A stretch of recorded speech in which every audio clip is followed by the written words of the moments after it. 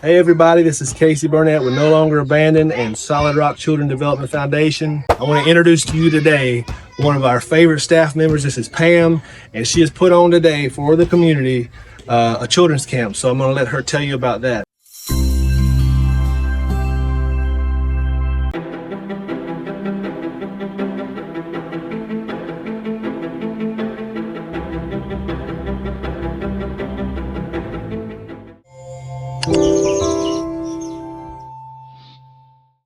Pam, what are we doing today?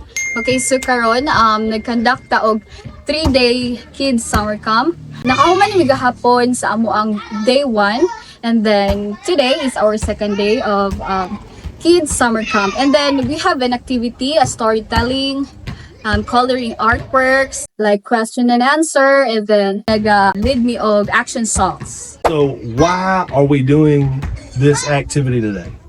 To encourage children in indulging this activity para makaik sila og friends, dili sila maulaw, and then they will socialize their fellow kids sa ilahang community. How do we pray for you? Heavenly wisdom sa COA and sa other staff sa Solid Rock Children Development Foundation. Please pray also sa amuang paperwork sa Solid Rock Children Development Foundation nga unta mahuman na jud siya para ma-continue dili lang taman karon sa umaabot pa. Makatabang ta sa ato ang mga bata dinhi sa community.